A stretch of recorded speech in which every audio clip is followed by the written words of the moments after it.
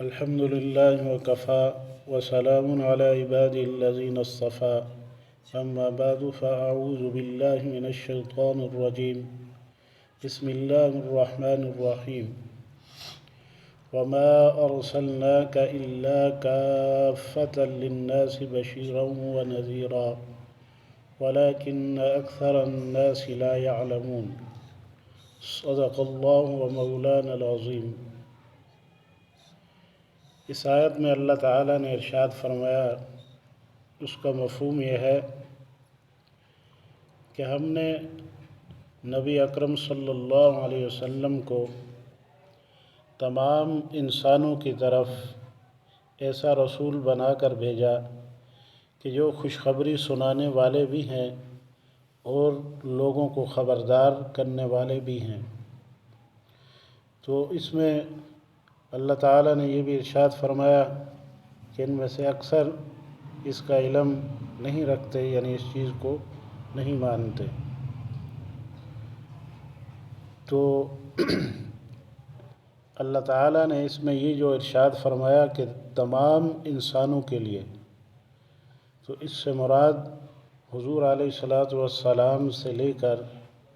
قیامت تک آنے والے انسان ہیں، کیونکہ حضور علیہ السلام آج دنیا میں موجود نہیں ہے، لیکن حضور علیہ السلام پر جو نازل کی گئی کتاب قرآن مجید اللہ کے فضل سے وہ اسی طرح موجود ہے جس طرح حضور علیہ السلام پر نازل کی گئی، اور یہ قیامت تک اسی طرح باقی رہے گی۔ اسی طرح آپ صلی اللہ علیہ وسلم کی تعلیمات یہ بھی قیامت تک باقی رہیں گی، ان میں کوئی رد و بدل نہیں ہو سکتا۔ تو اب حضور علیہ السلام کے بعد اگر کسی نبی نے آنا ہوتا، یا حضور علیہ السلام کے بعد بھی اگر اس چیز کی گنجائش رہتی، تو یقیناً اللہ تعالیٰ یہ ضرور ارشاد فرماتے کہ اب آپ کو ایک مخصوص قوم یا مخصوص قبیلے کے لیے بھیجا گیا، اور آپ کے بعد بھی کسی کو بھیجا جائے گا۔ لیکن اللہ تعالیٰ نے واضح الفاظ میں یہ ارشاد فرمایا کہ تمام انسانوں کے لیے آپ کو بشارت، خوشخبری دینے والا اور اسی طرح اللہ سے ڈرانے والا، یعنی خبردار کرنے والا بنا کر بھیجا ہے۔ تو اس کا مطلب یہ ہے کہ اب حضور علیہ السلام کے بعد کسی نئے نبی کی گنجائش نہیں ہے۔ تو اس میں یہ بھی یاد رکھیں کہ بارہا آپ سے یہ عرض کی یہ بات کہ قادیانی ہمارے سادہ لوگ مسلمانوں کو یہ بات کہہ کر دھوکہ دیتے ہیں کہ حضرت عیسیٰ علیہ السلام بھی تو آئیں گے۔ آپ لوگ اس پر تو عقیدہ رکھتے ہیں کہ قیامت سے پہلے حضرت عیسیٰ آئیں گے، تو حضرت عیسیٰ بھی تو نبی ہیں۔ تو اس بات کو اچھی طرح اپنے ذہن میں بٹھا لیں کہ قادیانیوں کے نزدیک حضرت عیسیٰ علیہ السلام قیامت سے پہلے نازل نہیں ہوں گے۔ قادیانیوں کے نزدیک حضرت عیسیٰ علیہ السلام کی وفات ہو چکی، اور وہ دنیا میں یعنی کہ نہیں رہے، باقی نہیں رہے۔ لیکن مسلمانوں کا یہ عقیدہ ہے، اور قرآن و سنت میں یہ چیز موجود ہے کہ آپ صلی اللہ علیہ وسلم نے بھی اس چیز کی وضاحت فرمائی، اور قرآن میں بھی اس چیز کا تذکرہ ہے کہ حضرت عیسیٰ کو اللہ تعالیٰ نے زندہ آسمانوں پر اٹھا لیا۔ اور نبی علیہ السلام نے اپنی امت کو بتایا کہ قیامت سے پہلے حضرت عیسیٰ علیہ السلام کا نزول ہوگا۔ تو حضرت عیسیٰ علیہ السلام اللہ کے نبی ہیں، اللہ کے رسول ہیں، لیکن وہ حضور علیہ السلام کی امت میں بطور امتی آئیں گے۔ وہ نبی ضرور ہے، لیکن حضور علیہ السلام کی امت میں آئیں گے تو ایک امتی کی حیثیت سے، اور حضور علیہ السلام کی یعنی جس دین کو، جس شریعت کو حضور علیہ السلام لے کر آئے، اللہ تعالیٰ حضرت عیسیٰ علیہ السلام کے دور میں اس کو غلبہ عطا فرمائے گا۔ تو مسلمانوں کا یہ عقیدہ ہے کہ حضور علیہ السلام کے بعد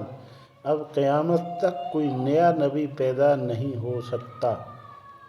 تو حضرت عیسیٰ کی نبوت کا تذکرہ تو قرآن میں موجود ہے، اسی طرح حضرت عیسیٰ علیہ السلام کی نبوت کا تذکرہ آپ صلی اللہ علیہ وسلم کی احادیث میں موجود ہے، آپ صلی اللہ علیہ وسلم کے صحابہ کے اقوال میں موجود ہے، تاریخ کے آثار میں موجود ہے۔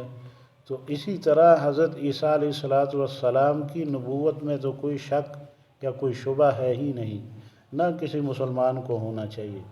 لیکن اصل مسئلہ یہ ہے کہ آیا مرزا قادیانی ملعون دجال جو ہے یہ نبی ہے یا نہیں؟ تو اس میں یہ سیدھا اور اپنا ہمارا ایک اٹل موقف ہے کہ مرزا غلام احمد قادیانی نبی تو بہت دور کی بات ہے، وہ ایک شریف انسان بھی نہیں تھا، انتہائی گھٹیا ذہنیت کا مالک، اسی طرح انتہائی گھٹیا زبان رکھنے والا شخص، اور ہر وہ بات اس کے اندر تھی کہ جو ایک اخلاق سے گرے ہوئے شخص کے اندر ہونی چاہیے۔ تو وہ ان اوصاف کا مالک تھا، اس میں نہ تو کوئی خوبی تھی اور نہ ہی کوئی شریف انسان کہلوانے کے وہ حقدار ہے۔ تو اس لیے اس طرح کے دھوکوں میں مسلمان کو نہیں آنا چاہیے کہ وہ یہ کہیں کہ حضرت عیسیٰ آئیں گے تو وہ حضور کے بعد کے نبی ہیں۔ حضور علیہ السلام نے خود اس کی خبر دی، لیکن ساتھ یہ بھی فرمایا کہ میری امت میں ایسے 30 لوگ پیدا ہوں گے کہ جو دعویٰ کریں گے کہ ہم نبی ہیں، لیکن وہ سارے جھوٹے ہوں گے، وہ سارے دجال ہوں گے، کیونکہ اللہ نے مجھے آخری نبی بنا کر بھیجا، میں ہی نبی ہوں۔ اور یہاں تک بھی آپ صلی اللہ علیہ وسلم کے احادیث میں یہ بات ملتی ہے کہ انہوں نے فرمایا کہ اگر میرے بعد کوئی نبی ہوتا تو وہ حضرت عمر ہوتے۔ تو ایک موقع پر حضرت علی رضی اللہ تعالیٰ عنہ کو بھی فرمایا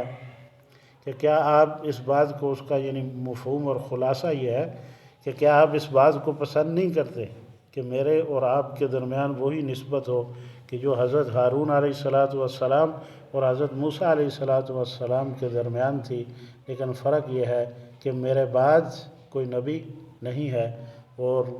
حضور علیہ السلام نے اس بات میں بھی واضح طور پر ارشاد فرمایا کہ میرے بعد کوئی نبی نہیں ہے، اور حدیث میں یہاں تک آپ نے فرمایا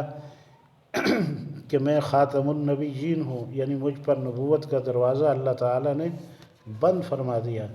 تو اب انشاءاللہ احادیث پر بھی ہم باحوالہ بات کریں گے۔ تو اللہ تعالیٰ ہمیں صحیح معنوں میں مسلمان بنائے اور قرآن و سنت پر عمل کرنے والا بنائے، اور فتنہ قادیانیت اور فتنہ مرزائیت جو ہے اس سے اللہ تعالیٰ ہمیں محفوظ فرمائے۔ اور یہ بات یاد رکھیں کہ قادیانی جو ہیں یہ آج بھی مسلمان کو دھوکہ دینے کی کوشش کرتے ہیں، لیکن الحمدللہ ثم الحمدللہ کہ تاریخ اس پر گواہ ہے کہ جتنے قادیانی شاطر ہیں اور جتنے یہ اپنے ہتھکنڈے اوچھے ہتھکنڈے استعمال کرتے ہیں، اس کے باوجود الحمدللہ کہ دن بدن جو سابقہ قادیانی تھے وہ تو مسلمان ہو رہے ہیں، لیکن جو مسلمان مرتد ہو رہے ہیں وہ نہ ہونے کے برابر ہیں۔ لیکن ہمارے مسلمانوں کو ان کے جو اشکال ہیں، ان کے جو شبہات ہیں، ان میں بھی نہیں پڑنا چاہیے، بلکہ ان کا دندان شکن جواب دینا چاہیے، تاکہ ان کو یہ خبر ہو کہ مسلمان عقیدہ ختم نبوت کے تحفظ پر اور آپ صلی اللہ علیہ وسلم کی ختم نبوت پر کوئی کمپرومائز نہیں کر سکتا۔ وآخر دعوانا ان الحمدللہ رب العالمین۔